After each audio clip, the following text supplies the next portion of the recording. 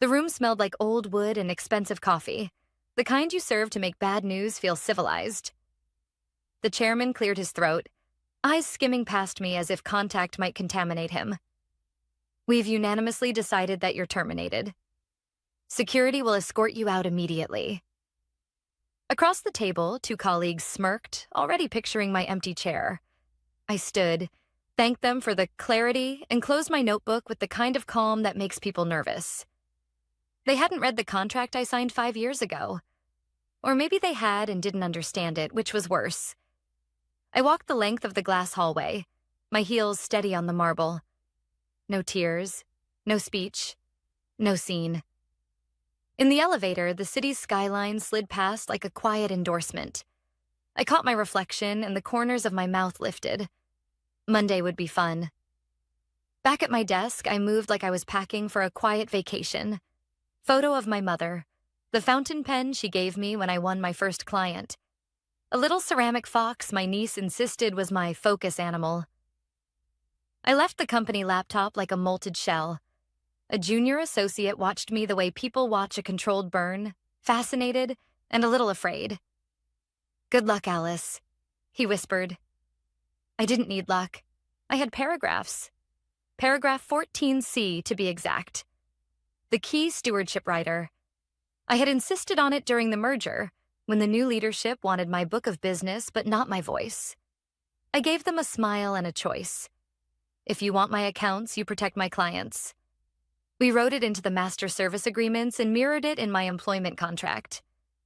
Changes to assigned account steward require the written consent of the steward of record for the duration of each active term. No transfer, no upsell, no renewal, no access without my signature. Not a ceremonial clause. An operational choke point. They got the revenue. I kept the keys. Most people read contracts like weather, vaguely and with a shrug. I read them like maps. That day, 5 years ago, legal rolled their eyes, finance muttered about process friction, and the chairman, yes, the same man, signed with a little laugh. "If it keeps you happy, Alice." He never asked why it would keep me safe. Outside, the air had the metallic bite of impending rain. I balanced the box against my hip and called Priya, my attorney, who speaks the language of leverage the way musicians hear chords. "It happened," I said. "Board vote. Security and everything she didn't waste sympathy on performance. Do you have the writer copies and the MSA schedule?"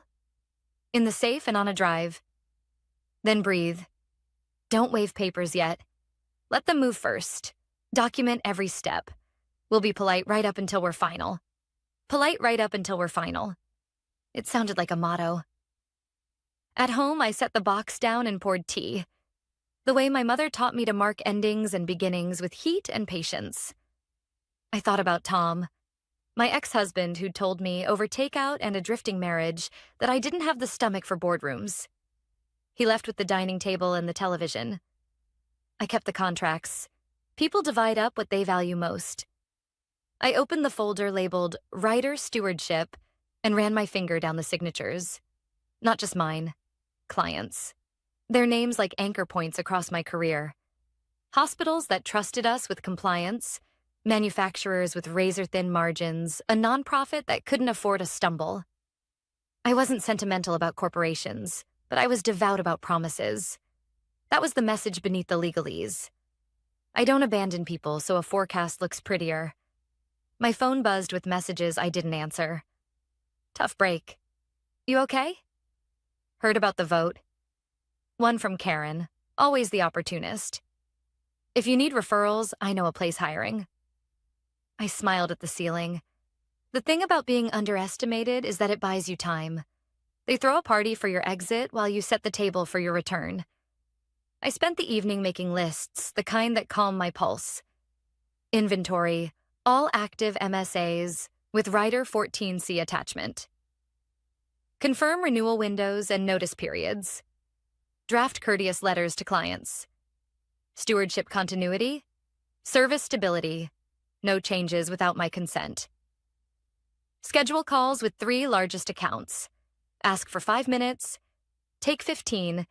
Leave with written confirmations. Prepare a memo to the board. Observe the writer or face material breach. No threats. No flame. Just paper and patience. I thought about the day I negotiated the writer. Back then, I still wore my wedding ring. Tom rolled it between his fingers like a coin and said, "Why make things harder?" Because one day I knew someone would make me disposable. Not the clients. The people who existed to be congratulated for making decisions others would have to clean up. Thunder rumbled somewhere distant. I pictured the boardroom, the way the chairman's mouth pinched when he said unanimous, as if consensus were virtue and not convenience.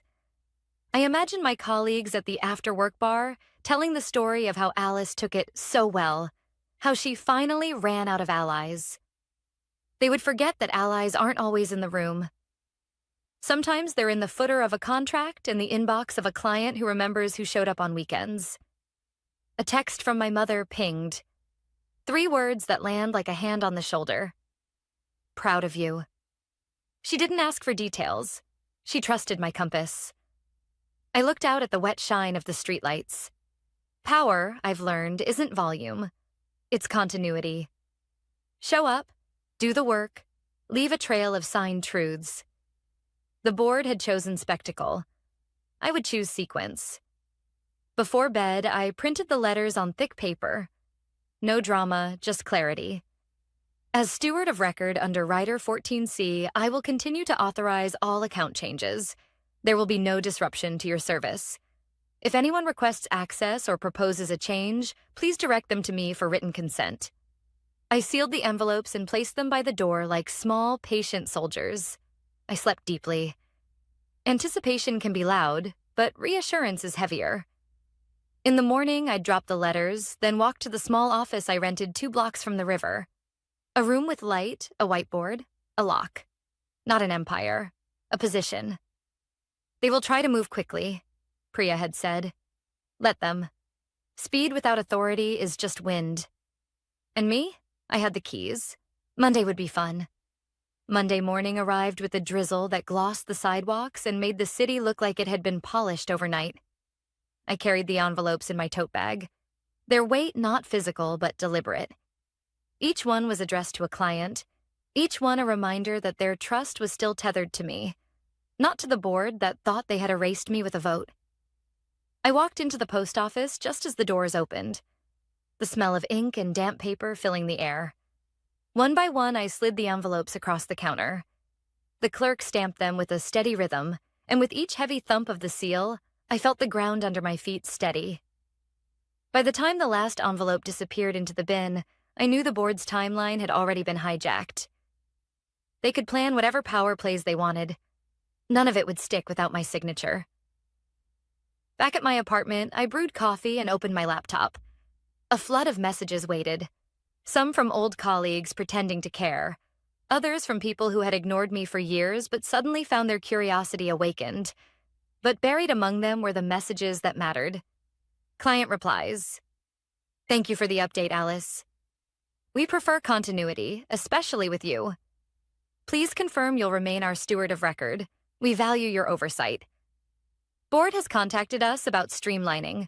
We declined until we hear from you. Each message was oxygen. I typed back with measured calm. Yes, I remain the steward of record. No changes are authorized without my consent. No anger, no boasting, just quiet reinforcement. By mid-morning, Priya called. The first wave will hit today, she said. They'll contact clients, maybe try to access renewal portals. We've drafted a cease and desist template.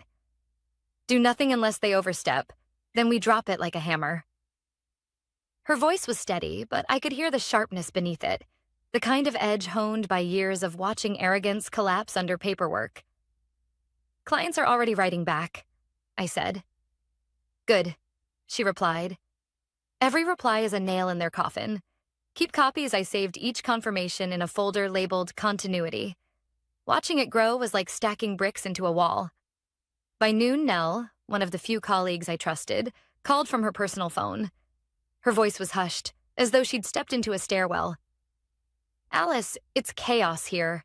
They're acting like you disappeared into thin air. Bryce tried to reassign your accounts to Karen, but IT flagged it. The system bounced him. I smiled into the silence. The writer, I said. Exactly. He lost it. Called IT useless, threatened to escalate. The chairman told him to keep it quiet. But word is spreading, let it spread, I said. After I hung up, I sat back in my chair. They were scrambling, already discovering the invisible walls I'd built years ago. They thought firing me had cleared the path, but every step forward was going to feel like running into glass. That evening, I met Priya at her office downtown. She handed me a folder with a neat stack of papers. Status memo, she said. Outlines the writer, client confirmations, and breach implications. If they try to touch a single account without you, we file immediately. I flipped through the pages, the legal language both clinical and strangely satisfying. They'll fight it, I said. Of course. They'll call you unreasonable, vindictive, say you're holding the company hostage. But contracts don't care about feelings. You gave them revenue. They gave you control. They signed it. We sat in silence for a moment, the hum of the city outside muffled by glass. I thought of David, the old COO who had once told me, "In business, patience is louder than shouting." He'd retired years ago, long before the board grew arrogant, but his words lived in me. Walking home, I passed the tower where I had worked for nearly a decade. The lobby lights glowed warm against the rain, and silhouettes moved inside. I remembered the countless nights I'd stayed late there, fixing problems others had caused, polishing reports that would be presented under someone else's name. They had fired me to erase me. Instead, they had put me exactly where I needed to be, outside their walls, but still inside their system. When I reached my apartment, my phone buzzed again. A message from Nell. "They just told staff you were redundant. People are laughing in the break room. They think you'll be gone for good." I typed back, "Let them laugh. Monday is just beginning." I set my phone down and poured a glass of wine, watching the droplets of rain streak down the window. Somewhere in a polished boardroom, they were congratulating themselves on streamlining operations. They didn't know that the ink on their own signatures had already sealed their undoing. The truth was simple. They had fired me, but they couldn't touch what mattered most. My clients, my reputation, the trust built one late night and one solved crisis at a time. That wasn't theirs to take. It was mine to protect. And as I looked at the folder on my desk, paragraph 14C underlined, signatures crisp and clear, I felt no fear, only certainty. They thought the story had ended, but in reality, it had only just begun. By Tuesday morning, the whispers had turned into ripples. Nell texted before I'd even finished my coffee. Bryce lost it in the meeting.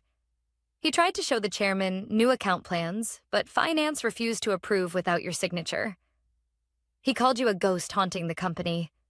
A ghost. I almost laughed. Ghosts vanish. I was everywhere, just invisible to them until I wanted otherwise. I spent the morning reviewing renewal schedules. 3 major contracts, worth more than half the quarterly forecast, were entering the 90-day window. Each one carried rider 14C. Without my approval, they couldn't renew, upsell, or even negotiate scope. If they tried, it would trigger material breach. I drafted polite notes to each client, thanking them for their partnership and confirming continuity of stewardship. No legal threats, just reassurance. By noon, my phone rang. The number was familiar. Anderson Medical, my largest client. "Is it true?" the CFO asked without introduction. "We heard you were terminated." The board sent someone else to our office yesterday. We told them to leave. I kept my voice steady. Yes, the board voted to end my employment. But as you know, I remain your steward of record under the writer. There will be no changes without my authorization. A pause, then a sigh of relief. Good. We don't want chaos. We trust you, Alice. Keep us posted after the call. I sat back in my chair. Trust. That was the currency the board had never understood. They thought contracts were cages. For me, they were bridges. By By late afternoon, Nell called again. They're furious. The chairman demanded IT unlock the renewal portals. Compliance refused. Said the system is tied to legal contracts and can't be overridden. Bryce shouted about finding loopholes, but the general counsel warned against it. They're boxed in. They boxed themselves in, I corrected. That night, I met Priya at a small cafe near her office. She looked as sharp as ever, legal pad balanced on her knees. We need to decide when to go public, she said. Right now, it's rumor inside the company. But once investors hear clients won't move without you, pressure multiplies. I stirred my tea slowly. Not yet. David always told me, let them show their hand first. They're still underestimating me. That's my advantage. Priya nodded. Then be patient. But document everything. Screenshots, emails, call logs. If they claim you're interfering, we'll need proof it's stewardship, not sabotage. Walking home, I thought about Tom again. My ex had once mocked me for obsessing over details. You write contracts like you're preparing for a war that will never come, he'd said. He couldn't see that wars don't announce themselves. They arrive quietly, in the form of a vote, a smirk across a table, and a security escort. At midnight, my phone buzzed with a message from Nell. A photo of Bryce standing outside the boardroom, face red, hands cutting the air. The caption read, "He's unraveling." I stared at the photo, then at the folder on my desk. Patience, I reminded myself. Let them twist. The next morning, Wednesday, I visited the modest office I'd rented downtown. A single desk, a filing cabinet, and a whiteboard. No prestige, but privacy. I pinned the renewal schedule to the board and circled the 3 major contracts. 90 days. That was my runway. If the board didn't reconcile with me before then, they would face a revenue collapse they couldn't explain away. At 10 a.m., my phone rang again. This time, it was a different client. Wexler Manufacturing. The operations director sounded irritated. Why are we hearing different stories? The board told us you're gone, but yesterday your email said you remain our steward. Both are true, I said calmly. They ended my employment. But under Rider 14C, I am still your account steward until your contract ends. That was the agreement they signed. Nothing changes without my written consent. Silence on the line, then a low laugh. So they fired you but kept you? That's rich. We'll stick with you, Alice. Don't worry. When I hung up, I let myself laugh too. Fired but kept. The irony was almost artful. That evening, Priya called again. They'll try to paint you as vindictive. Expect press leaks. Disgruntled ex-employee clinging to contracts. Don't react. Let the client speak for you. Their loyalty is your shield. I can handle being underestimated, I said. It's familiar ground. After we hung up, I stood by the window, looking out at the city lights. Somewhere across town, the board was drafting memos, rehearsing strategies, convincing themselves they still held control. But control isn't in titles or board votes. It's in trust, in paper, in signatures that don't vanish because someone wants them to. I closed the folder and whispered into the quiet. You fired me to erase me. Instead, you locked yourself out. The first cracks had already appeared, and soon the whole facade would crumble. By Thursday morning, the board's confidence was starting to fray. I didn't need inside sources to know it. The evidence arrived in my inbox. A client forwarded me an email from Bryce himself. The subject line read, "Seamless transition." The body promised new leadership, renewed focus, and dedicated account support. It was written in the kind of corporate fluff that looks convincing until you read the fine print. At the bottom, in smaller font, was the real attempt. Please confirm authorization to transition your account steward. The client's note to me was short. We declined. Only you have our trust. I saved the message and smiled. They were moving from arrogance to desperation, and desperation always left fingerprints. By mid-morning, Nell called again. Her voice was sharp, like she'd been holding it in too long. Alice, it's bad here. They're fighting in every meeting. The chairman keeps insisting the writer can't possibly bind the company. Legal is panicking because the contracts are ironclad. Bryce shouted that you'd forged the signatures. IT proved they came from DocuSign with board approval. He stormed out. "They're showing their hand," I said quietly. "More than that. People are scared. Staff are whispering about clients pulling out. No one knows who to listen to." I thanked her and ended the call, my mind racing. Fear spreads faster than confidence. And once staff start doubting leadership, investors aren't far behind. That afternoon, Priya and I met in her office again. She slid a printed article across the table. The headline made me exhale through my nose. "Former Vice President allegedly blocks company operations with contract loophole." The article quoted an unnamed senior executive calling me unstable and vengeful. "They're leaking to the press," Priya said flatly. "This is strategy. They want to frame you before you go public?" I read the piece twice, each word a small sting, but not enough to wound. "It won't matter," I said. "Clients know the truth. And investors don't care about gossip. They care about revenue." Priya leaned back in her chair. "Still, perception matters. If this escalates, we'll need to show your restraint. No retaliatory statements. Let the documents and the clients speak." I nodded, though anger simmered beneath my calm. They wanted me emotional, reactive, sloppy. They still didn't understand. I wasn't here to burn them down. I was here to hold them accountable. On my walk home, I passed the company tower again. Through the tall glass windows, I saw staff clustered in corners, eyes darting, whispers spreading like wildfire. I remembered standing in those same corners years ago, invisible, my work absorbed into someone else's credit. Now, they had tried to erase me with a vote, but all they'd done was turn my absence into the loudest voice in the building. That night, I opened my laptop and organized the growing evidence. Client confirmations, forwarded emails, screenshots of the board's contradictory statements. Each one was a brick, and together they formed a wall no accusation could break. At 9 p.m., my phone buzzed.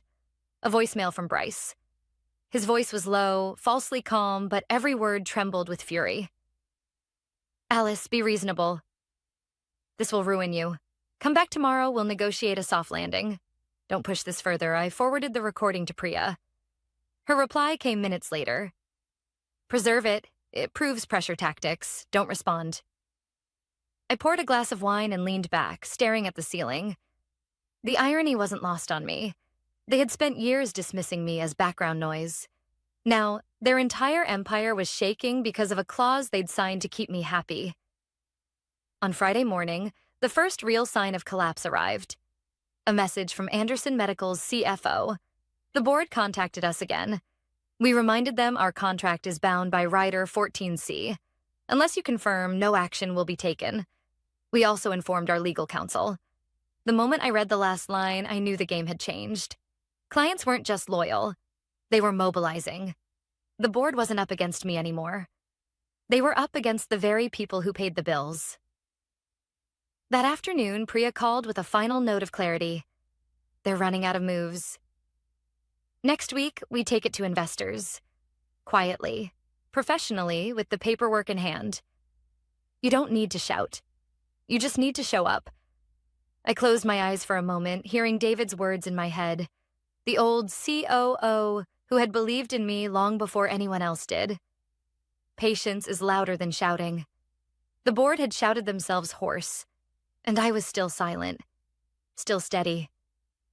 The cracks had widened. By next week, the whole structure would come down. Monday morning, the air felt different.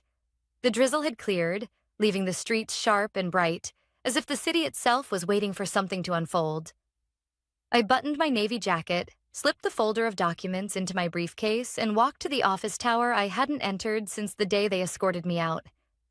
Security hesitated when I gave my name. I slid across an envelope on Priya's letterhead. Inside were instructions citing my authority as steward of record for every major client account, signed and witnessed. The guard scanned the pages, then handed me a visitor's badge without a word. I didn't need fanfare. Silence suited me. The boardroom looked exactly as I remembered it. Polished table, leather chairs, the skyline stretching behind glass. They were all there. The chairman, Bryce, the others, clustered in suits that looked more like armor now. When I walked in, their heads snapped up. "What is she doing here?" Bryce barked, already red. I set my briefcase down, calm and deliberate. "I'm here as steward of record for every active client account, which means any discussion of operations, revenue, or renewals includes me." The chairman cleared his throat, his voice strained. "Alice, as you know, your employment was terminated. This meeting is for leadership." I opened the folder and slid a stack of documents across the table. Client letters, confirmations, each one signed, dated, and bound by Writer 14C. "Leadership?" I said quietly. "Clients don't follow titles. They follow contracts. And these are clear. Nothing moves without me." They leaned in, scanning the signatures. I watched the progression of their faces, confusion, disbelief, then the pale realization that they had trapped themselves. "This is obstruction," Bryce snapped. "You're holding the company hostage." "No," I replied evenly. "I'm protecting the clients who pay for your bonuses." "You fired me. That was your choice. But firing me didn't erase the obligations you signed." The chairman tried to rally. "Even if these riders are enforceable, investors won't tolerate this chaos. You're destabilizing the company." I let the words hang, then placed my phone face up on the table. A name flashed across the screen. "Anderson Medical." I answered, my voice steady. "Yes, I'm in the boardroom now." "Of course, I'll ensure continuity. We'll move forward once agreements are honored." When I ended the call, the silence was heavy, broken only by the hum of the air conditioning. "Investors already know," I said softly. "They don't want excuses. They want stability. And stability requires respecting the contracts that keep the revenue flowing." For the next hour, they scrambled, arguing technicalities, muttering about litigation, trying to paint me as unreasonable. I answered each calmly, citing the clause, the signatures, the confirmations. Every protest only underscored how little ground they had left. Finally, I stood, gathering my papers. "Gentlemen, I'll give you until Friday to adjust. Either acknowledge my authority as steward of record, or I'll move discussions directly to investors. You know as well as I do what that would mean for your seats at this table." Without waiting for a response, I left the room. The hallway was lined with staff pretending not to listen, their eyes flicking toward me with something between curiosity and relief. I offered a small, calm smile as I passed. Power doesn't need volume. It needs presence. By Tuesday afternoon, the first cracks became collapses. The company secretary circulated a memo acknowledging my stewardship. By Wednesday, 3 directors had resigned for personal reasons. And by Thursday, investors issued a statement. "We support continuity of stewardship and look forward to renewed focus under Alice's leadership." Bryce tried one last time. He cornered me outside the elevator, his voice low and bitter. "You think this is a victory? You'll drown in responsibility. You don't know what it's like to carry it." I met his glare without flinching. "You're right. Responsibility is heavy. That's why you kept dropping it." I won't. On Friday morning, I walked into the boardroom again. This time to silence, no protests, no smirks. I took the head seat, opened my notebook, and began.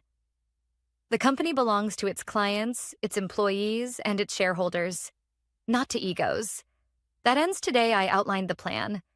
Freeze non-essential spending, audit renewals, shift bonuses to gross margin, establish an independent audit chair.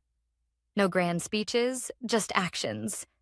They listened because they had no choice. That evening, back in my small office downtown, I poured myself a glass of wine and looked at the stack of contracts on my desk. They weren't weapons. They were promises. Promises to clients who trusted me, to staff who deserved better, and to myself. That I would never again let others decide my worth.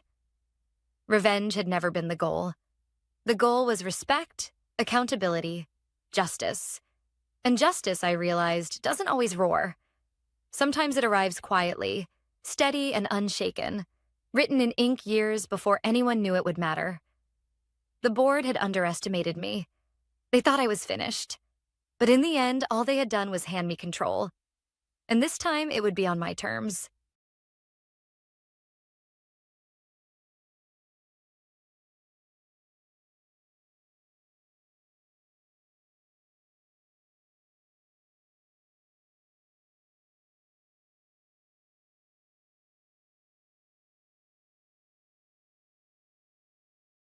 I froze with the bouquet still in my hands, a ribbon cutting into my palm. The flowers were meant for him, a small welcome on his first day. He looked past them, past me, and said, "Jessica Ward, your time here is over." No hello, no why. Just the sentence that pulls the floor out from under a person. I didn't drop the bouquet. I didn't beg. I stood there long enough to feel the sting spread from my throat to my eyes. Then I nodded once and let my face go still. The receptionist stared. A junior from my team half rose from a chair and sat back down. It felt like the lobby itself held its breath, waiting for me to crack. I didn't. I tucked the bouquet under my arm and walked to my desk. In the years I'd been here, I had done the messy, invisible work. The kinds of things no ribbon cutting ever shows. Building vendor trust one late-night call at a time. Pulling a failing rollout out of a nosedive. Training new hires who were now managers. It had cost me more than a few birthdays and a marriage, but I told myself it mattered because the results were real. Because I was building something that would outlast whatever name sat on the corner office. Apparently, that name decided I was disposable before he knew where the bathrooms were. I packed slowly, ritual more than necessity. A family photo. A chipped mug with our first big client's logo. A stack of handwritten notes from the team. Thank yous and jokes, small anchors that had kept me honest on days when the job turned heavy. I placed the bouquet on top of the box like a strange, polite gravestone. People watched. Some mouthed, "What happened?" I gave the smallest shake of my head. Don't. Not here. In the elevator, it hit me in waves. Humiliation, then anger, then a sharp, clean focus that surprised me. On the walk to the car, the anger faded, but the focus stayed, firing me on his first day. Before a single one-on-one, before review, before even asking what was in motion. He had no clue. 3 days earlier, I had sat in a glass-walled conference room across from Sable and Hart's general counsel and operations chief. It was the final pass on a supply agreement a year in the making, one that would underpin our expansion for the next 5. We had cleared pricing, timelines, logistics headaches you only notice once trucks start rolling. Then their counsel slid a final page across the table. "A key person clause," she said. "We've been burned before." My name was there in black ink. Project Director of Record. Continuity of leadership on our side wasn't a courtesy. It was a condition. If I left the company or was reassigned without mutual written consent, Sable and Hart could terminate immediately. No penalty to them. And we would forfeit the onboarding credit line we were counting on to finance the ramp. I knew why they wanted it. I also knew we needed the deal. So we negotiated. Tight timelines, limited carve-outs, clarity on what reassignment meant. And then we signed. I left that room with 2 things. Their trust and a document that made me, in effect, the hinge the door swung on. I didn't tell anyone at the office beyond the usual approvals. The red lines were in legal, the signatures were in the deal room, and the clause was in the version control system that pings whenever anyone alters a comma. It wasn't a secret. It was just something you only see if you look. He hadn't looked. At home, I set the box on the kitchen table and stared at the bouquet until the water beaded at the stems. I thought of calling my mother, who would have said, "Come over, we'll make tea. We'll watch something dumb until we laugh." I thought of my ex-husband's last accusation. "You love that job more than you love breathing," and wondered if he'd feel vindicated. My phone buzzed with messages from the team. I didn't respond. Not yet. I wasn't going to run back waving a document like a victory flag. I wasn't going to text the new CEO a list of reasons he'd made a mistake. A person who believes power is a stage prop doesn't hear reason. They only hear applause or silence. I gave him silence. I opened my laptop. I forwarded nothing. I printed nothing. I wrote down in a private notebook everything that had happened from the moment I walked into the lobby to the moment I closed my front door. Names, words, small details I knew memory would blur by morning. Then I closed the notebook and made dinner. Underneath the embarrassment was a different feeling, one I hadn't expected. Relief. Not relief at losing a job I had bled for, but relief at finally seeing the truth of the place I worked. Some people wear their values like a uniform, others only when the weather suits them. Today had been a hard, clean forecast. I slept badly. Dreams full of hallways and locked doors. Morning light sharpened everything. I brewed coffee and, for lack of anything else to do, trimmed the bouquet stems and moved them to a heavier vase. I had given them for good optics. I kept them now to remind myself of something better. Intention carries weight even when it's ignored. I didn't need to make the first move. The company would. Sable and Hart's onboarding packet triggered automatically once all signatures were verified. It included a welcome note, access credentials, and a polite reminder of the key person clause with the line, "We value continuity. If circumstances change, notify us immediately." Legal received the same packet. Finance received the draw schedule tied to that same contract. I poured my coffee and watched the steam rise. Somewhere, in an office with a view and a nameplate not yet screwed straight, a notification pinged. Then, another, and another. By the time I set the mug down, my phone was face down on the table and the vase was steady in the center, a small, stubborn flame of color in a quiet kitchen. I didn't touch either. Across town, the receptionist would have stood, heels tapping, folders pressed to her chest. She would have knocked once and not waited. The door would have opened. His gatekeeper, stormed inside. "Sir, you need to see this." When my phone rang that morning, I let it buzz until the screen went dark again. Then it lit up a second time. Same number, our company's main line. I knew if I answered, a floodgate would open, and I wasn't ready. I sipped my coffee, deliberately slow, and tried to focus on the ordinary things. The sound of the neighbor's lawnmower starting, the faint drip of the faucet I'd been meaning to fix for months, the steady hum of my refrigerator. Real life goes on, I reminded myself. Even when you're thrown out of the life you built. By the third call, curiosity got the better of me. I swiped. "Jessica," a clipped voice said. It wasn't the CEO. It was his secretary, Marta. For as long as I'd been there, she had been the one to keep the chaos from spilling out of that corner office. Always professional, rarely emotional. But today, I heard something new in her voice. Panic. "You need to come in," she said. No greeting, no pleasantries. "There's an issue." I let a beat pass.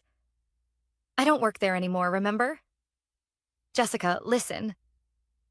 She lowered her voice like someone might overhear through the phone. "The Sable and Hart contract is unraveling. Legal flagged your name. They can't move forward without you. Mr. Cole..." She caught herself, then corrected. "Mr. Ward. That's what he's calling himself now. He doesn't understand. He thought it was a formality. It's not. He needs you back in that chair before this blows up in his face."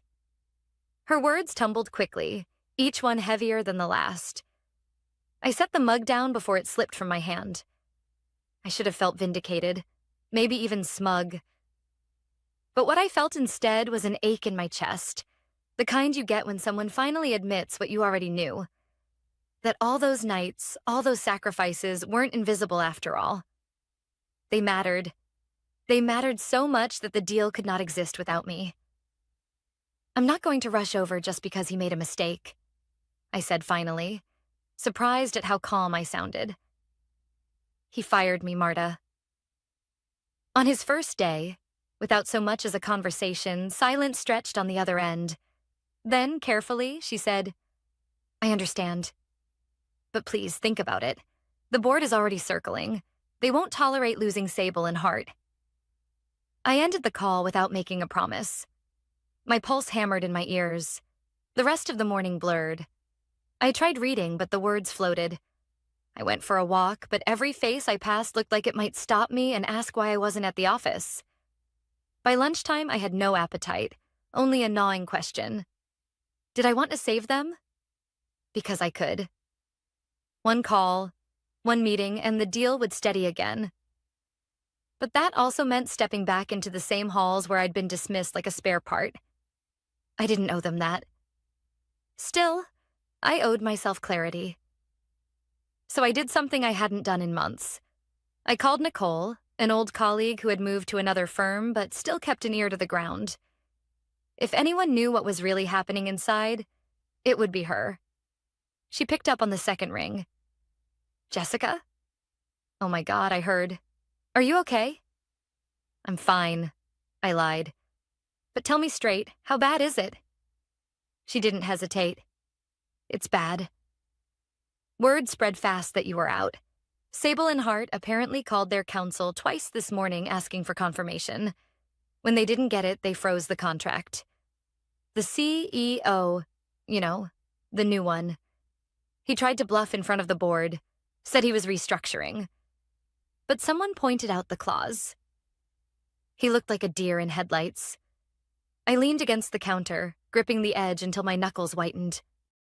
They'll try to pull you back in, Nicole continued, her tone softening.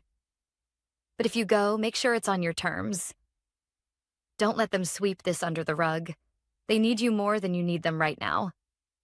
Her words echoed after we hung up. On my terms. That evening, as the sun dipped low, I opened my laptop again. My inbox was flooded. Messages from teammates, from legal, even from accounting. Most were polite, urgent, professional. A few carried a note of desperation. But one stood out. It was from Marta again. Just 4 words. Please call me tonight.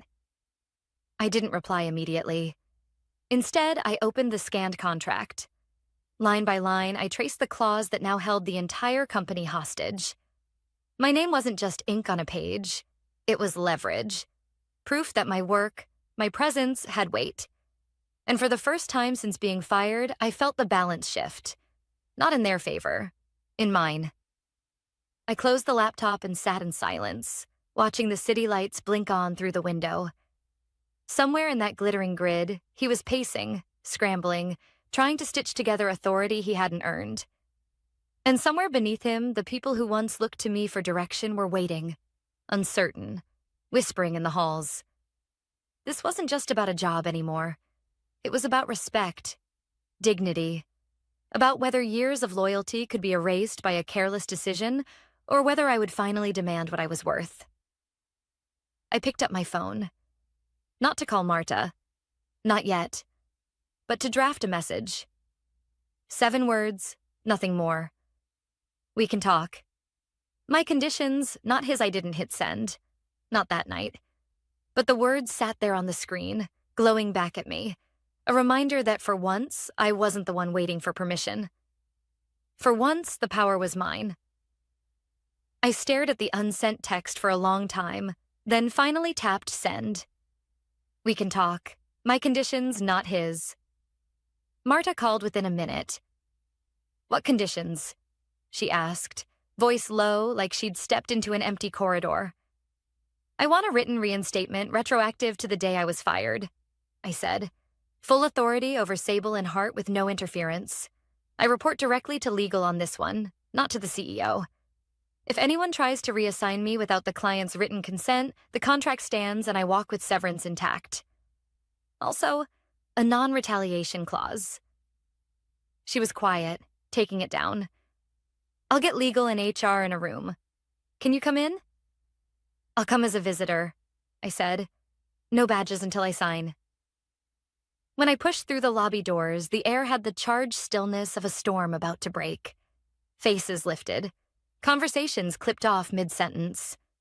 The bouquet I'd left yesterday sat on the receptionist's shelf in a too small vase, petals already soft at the edges. I kept my eyes on the front desk. Miss Ward, the receptionist said, relief flickering across her face. They're expecting you. Security issued a visitor sticker like I was any other outsider. The elevator ride felt longer than usual.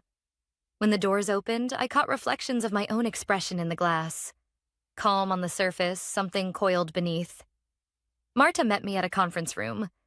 She looked like the kind of tired that comes from trying to hold a building together with a roll of tape. General counsel is inside, she said. HR too. Legal had sent their senior, Amir Patel, gray at the temples, reading glasses perched on his head. HR's director, Elise, sat beside him with a folder already open. No CEO. Jessica, Amir said, standing. Thank you for coming. I'm here for the contract, I replied, taking the seat closest to the door, and to make the boundaries clear. He nodded, slid a draft across the table. Reinstatement letter, retroactive. Addendum assigning you sole authority over the account for the duration of onboarding. Non-retaliation language here. We removed reasonable where it could weaken your autonomy. I read every line, pen uncapped. Strike subject to business needs, I said, tapping a sentence. That phrase is a loophole.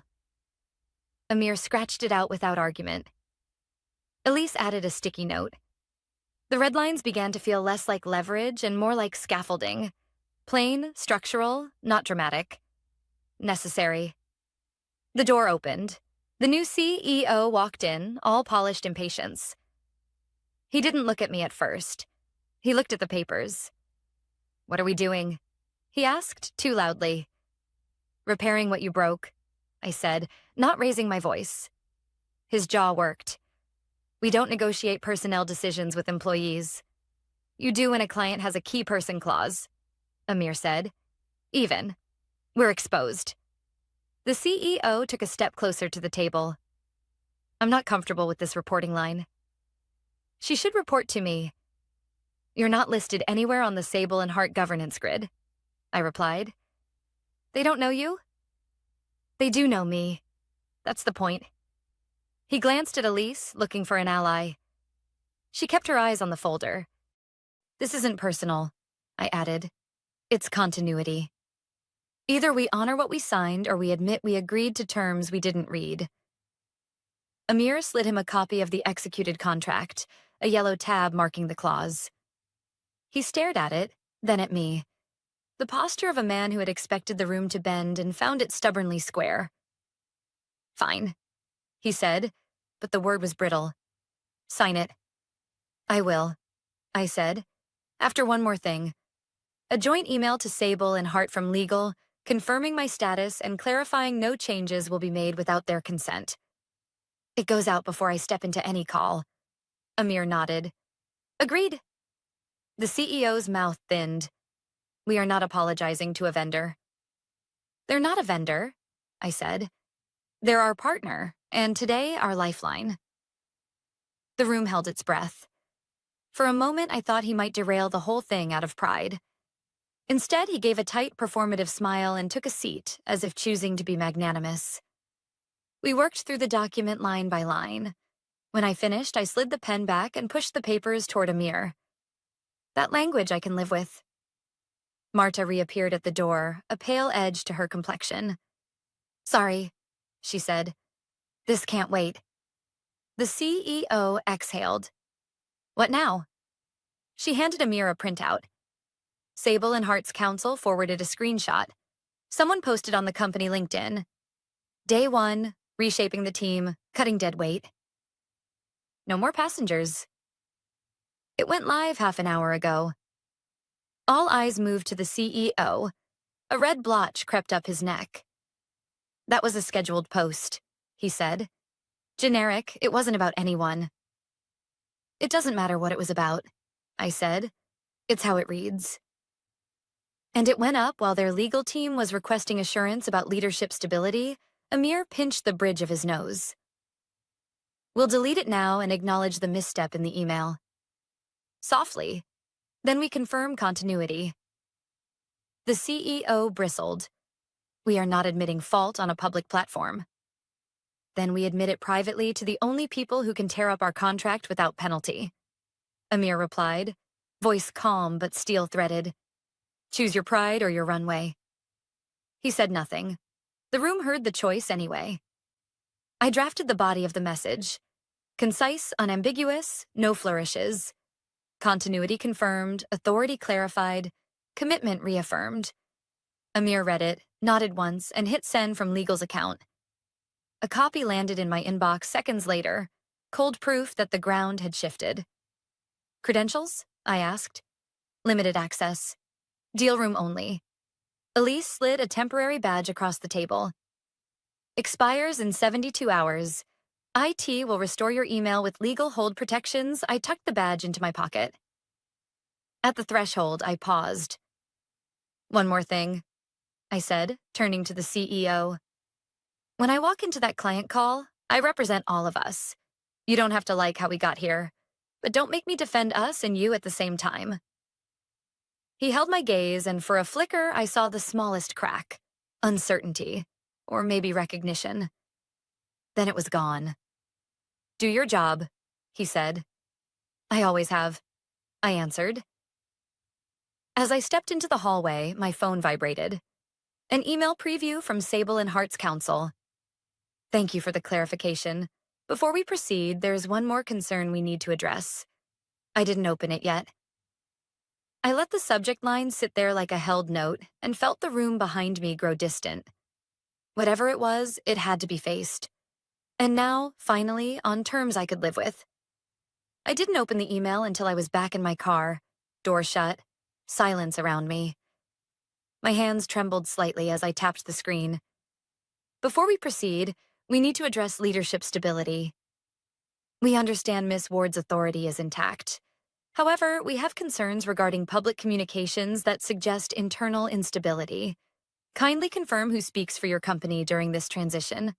I exhaled. This wasn't just about me anymore. It was about the company's credibility. One clumsy LinkedIn post had turned a straightforward onboarding into a negotiation about trust. I drafted a reply in my head while staring at the steering wheel. Clear, concise, professional. No emotion. Just reassurance that I was their point of contact. But I knew better than to send it myself. It had to come from legal, stamped with authority, copied to the board if necessary. Otherwise, it would look like I was patching holes without backing. So I drove home, laptop bag beside me, the visitor badge still clipped to my coat pocket. By evening, the company had already issued an internal memo. Jessica Ward reinstated as project director for Sable and Hart. All communications to run through her office. The language was dry, corporate, but the effect rippled. My phone buzzed with quiet congratulations from people who had kept their distance after I was fired. A few messages carried more honesty.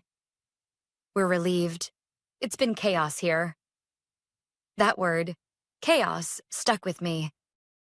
The next morning, I logged in to find my inbox scrubbed, a clean slate. IT had archived everything from before the firing, they said, for compliance. It felt like my history had been boxed up, sealed away where I couldn't touch it. I made a note in my private notebook. Day 1 back. Email sanitized. At 10 a.m., I joined the call with Sable and Hart. Their counsel appeared first, face unreadable behind wire-rimmed glasses. Then their COO, measured and brisk. Miss Ward, the counsel said. Glad you're with us.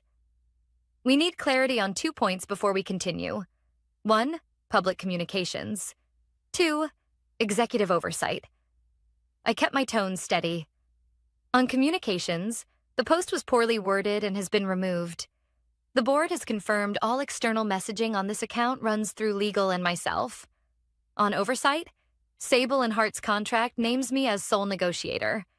That hasn't changed. The COO leaned closer to the camera. And if it does? Then the contract terminates and you're free to walk away without penalty, I said, reciting the clause word for word. For a moment, no one spoke. Then the counsel nodded slowly. That matches our understanding. The tension eased a notch. Not much, but enough to move forward. After the call, I felt a strange mix of triumph and exhaustion. I hadn't won anything permanent, only bought breathing room. But sometimes, in business and in life, breathing room is the difference between collapse and recovery. Around noon, Marta slipped into the conference room where I was reviewing logistics charts. She closed the door behind her. He's furious, she whispered. I didn't need to ask who. Because I'm back? Because you're back with more authority than he expected. He's been pacing, calling board members, trying to frame it as temporary. But the board's focus is the contract. They don't want headlines about a failed expansion. I leaned back in my chair. So they'll keep me in place until the deal closes. After that? She hesitated. After that, it depends how many allies you've built in the meantime. Her words sank in. This wasn't over. It was only the opening round. That afternoon, I walked the halls deliberately, visiting teams I hadn't seen in weeks. Some greeted me warmly, relief in their eyes.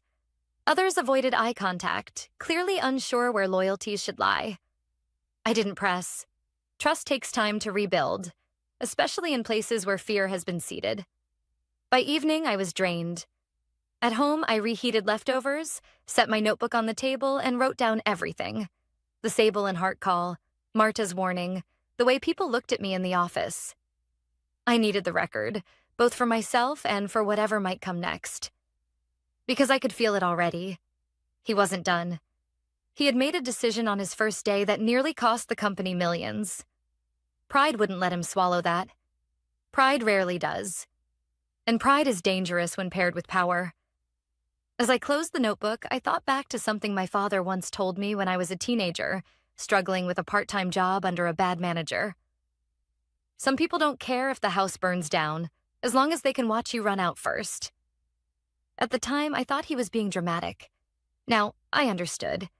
The CEO didn't care if the company took damage, not as long as he could prove a point about control. And if I stayed in his way, he'd try to move me. Not by firing me again. He'd learned that lesson. But by smaller cuts.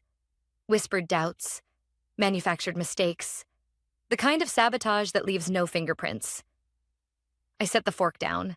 Appetite gone. The message from Sable and Hart had been handled. The contract was steady. For now. But the real storm wasn't outside. It was inside those walls, in the office where he sat planning his next move. And I knew, with a certainty that left a chill in my chest, that this wasn't just a battle for a contract anymore. It was a battle for survival. Sable and Hart set a final sign-off for the following afternoon. One call, then a site visit the next week to kick off. It should have been routine. I spent the morning tightening the checklist. Handover notes, logistics milestones, an FAQ for their operations lead. At noon, my screen flashed with a new message from their counsel. Can you confirm Schedule B is your final payment schedule? I frowned. Schedule B was locked. We had settled the milestone amounts 2 weeks ago. I opened the attachment they'd forwarded back. Our letterhead, my name on the footer, but the numbers were wrong. The deposit was lower, the second milestone pushed out, and a new performance holdback appeared like a stowaway sentence. I hadn't touched it. I pulled the file history from our deal room. Versions don't lie. The official V14_final_signed showed the correct amounts, last edited by me and Amir from legal. The one Sable and Hart received was V14_final_signed 1.pdf, uploaded from a shared admin account 37 minutes earlier. Same file name, different hash, and a one-line changelog. Minor formatting. I took a screenshot of the metadata and walked straight to legal. Amir looked up as I entered. What is it? I put both versions in front of him. They got a counterfeit Schedule B. He scanned, then swore under his breath. Who has access to the shared admin account? IT says only 2 offices, Executive Suite and Finance, I said. Timestamp matches when the CEO was in the building. Marta slipped in behind me, closing the door softly. "You're not going to like this," she said. "He told procurement to update the schedule before they lock us in. He thinks the original terms are too generous." Amir's jaw set. He can't unilaterally change executed terms. If Sable and Hart thinks we're moving the goalposts, they walk and keep their leverage. I dialed Sable and Hart's counsel and put the call on speaker. "You received an unauthorized document," I said, voice steady. "Please discard it. Legal will send a certified copy of the executed schedule from our repository, and we're initiating an internal review of access controls." The counsel didn't bother hiding his irritation. "We negotiated in good faith, Ms. Ward. This looks like bad faith." "I understand," I said. "Give me 2 hours. You'll have a governance letter signed by our board chair reaffirming the original terms and my authority. If I can't deliver that, we accept your right to terminate." A pause. Then, 2 hours. We hung up. Amir was already drafting. "I'll get the chair on," he said, reaching for the phone. The CEO arrived without knocking, eyes flicking to the papers. "Status?" Amir didn't look up. "We're correcting an unauthorized change." The CEO's smile was thin. "There's nothing unauthorized about optimizing cash flow." "You altered an executed schedule," I said. "That's not optimization. It's breach." He shrugged like we were haggling over lunch. "They'll accept the new timing. They need us as much as we need them. Not with a key person clause and a termination right," Amir said. "And not when the edit came from an account controlled by your floor." Color rose in the CEO's face. "Are you accusing me?" "I'm stating facts," Amir replied, "and I'm calling the board chair." The next 90 minutes were a sprint. Amir secured the chair's signature on a governance letter that did 3 things in plain language: reaffirmed the original Schedule B, confirmed my sole authority per contract, and placed all future document control for this deal under legal, not the executive office. IT produced a log of the upload path for the counterfeit file and locked the shared admin account. HR placed procurement's update instruction under hold. It was clean, dull process work, the kind that saves companies. We sent the package to Sable and Hart at 1:46 p.m. Their counsel replied 3 minutes later, "Received." Proceeding with final sign-off as scheduled, the COO added a single line: "Appreciate the clarity." When the door finally closed, the room exhaled. The CEO didn't. He pointed at me. "You went over my head." "No," I said. "I followed the contract you didn't read." He took a step forward, then stopped, gaze snagging on Amir, who was already dialing again. "Board's convening in 20, Amir said mildly. "They want to understand how an optimization nearly cost us our largest expansion." We filed into the boardroom with our paper trail, the screenshots, the access log, the governance letter. The chair listened, asked precise questions, then turned to the CEO. "Did you authorize an edited schedule after execution?" He chose the worst answer. "I authorized a sensible adjustment." "And did you route it through legal?" Silence. Then, "No." There are moments when rooms decide. You can feel it, like air pressure dropping before a storm. The chair set down her pen. "Effective immediately, you are removed from all matters related to this account and placed on administrative leave pending an external review of document controls and compliance. HR will follow up." He laughed once, disbelieving, then looked at me as if I'd pulled a trapdoor. For a breath, I felt something like pity. Then I remembered the LinkedIn post, the lobby, the bouquet in a too small vase. Pride had done the rest. He left without another word. We signed with Sable and Hart that afternoon. No champagne, no confetti. Just quiet handshakes on a clean call, a calendar invite for a site visit, and a shared understanding that trust had been dented and then repaired with work, not speeches. Weeks later, the external review concluded. The CEO resigned to pursue other opportunities. In a 3-sentence memo. There was no press. We didn't need a headline. We needed competence. My role was made permanent. Director of Client Delivery reporting to the COO. Titles matter less than the levers that come with them. I used mine to fix the plumbing. Strict version control. Approval matrices that didn't bend under charm. A simple rule that anything sent to a client had 2 pairs of eyes and an audit trail. I reopened one-on-ones with the teams that had gone quiet and told them what I wished someone had told me earlier. Boundaries aren't ultimatums. They're commitments to the work and to yourself. On my first day in the new office, Marta brought in a plant. Sturdy leaves, low maintenance. "No bouquets," she said, a small smile. "They look nice in the lobby and wilt by morning." I set the plant by the window and thought about the moment I'd stood frozen, clutching flowers for a man who didn't bother with a hello. I'd thought I was powerless then. Turns out, I'd only forgotten where my power actually lived. In the paper I'd earned, the people I'd shown up for, the standards I refused to lower, even when it would have been easier to disappear. It wasn't revenge. It was repair. And that was enough.